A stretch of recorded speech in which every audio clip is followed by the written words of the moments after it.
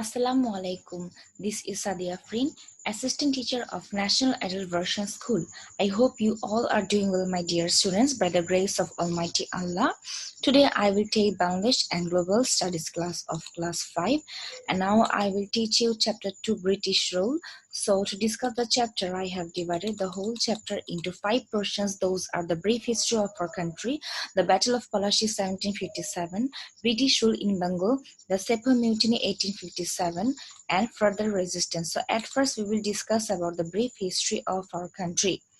So we have to know that Bangladesh was not an independent country from the beginning. Before the independence of Bangladesh, we were under Pakistani rule. And even before Pakistani rule, we were under the British rule. And that time India, Pakistan, Bangladesh all together was one. It was called the Indian subcontinent. So now we will discuss about the British rule in the Indian subcontinent. The Battle of Palashi 1757. The British first came to India or the Indian subcontinent in the 17th century in order to trade, the beat of competition from the Portuguese, Dutch and French. And in 1600 they established the East India Company to run trade between the Mughal Empire of India and Britain. They had their eye on gaining Bengal for its wealth. Bengal was ruled by Sirajudullah, who became the last independent Nawab of Bengal in 1756 at the age of 22, at very early age. So as a young Nawab, he had many troubles with his family, especially his aunt Khoshite Begum. He also faced opposition from some of the merchants like Raidullah and Jagat Seth, who plotted against him. So these merchants finally joined the British to fight the Battle of Palashi against the Nawab on 23 June 1757.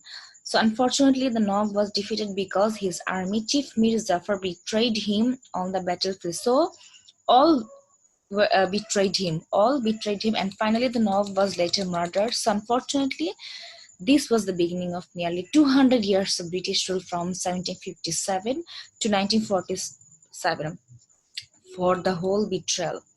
Okay, so we went under British rule. British rule in Bengal. Now we will discuss about it. The East India Company ruled Bengal for 100 years from 1757 to 1857.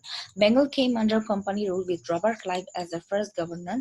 After 100 years of company rule in 1857, the Sepoy Mutiny occurred against the company's policy and exploitation.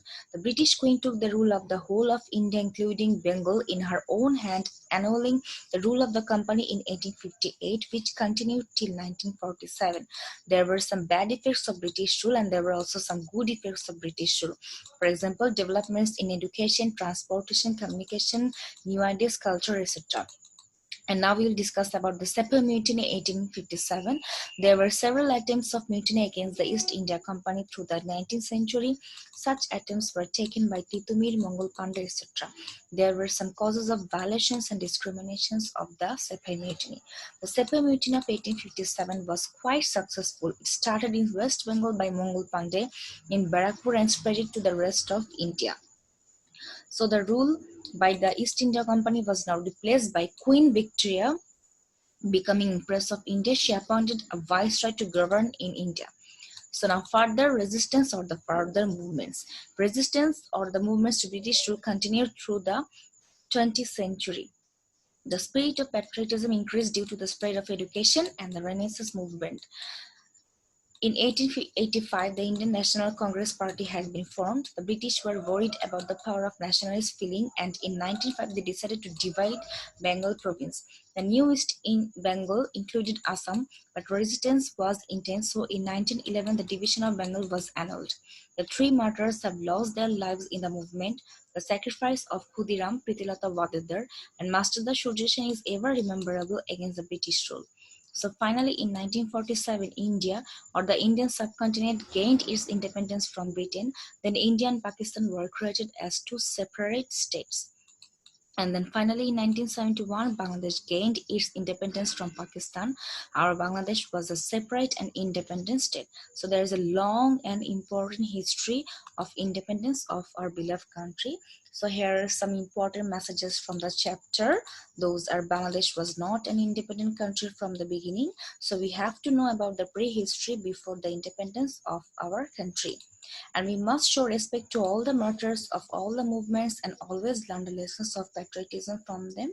So these were the messages from the chapter. So that's all for today, my dear students. I hope I will meet you soon, inshallah, in my next video content class. Till then, stay safe. Allah Hafiz. Assalamu alaikum.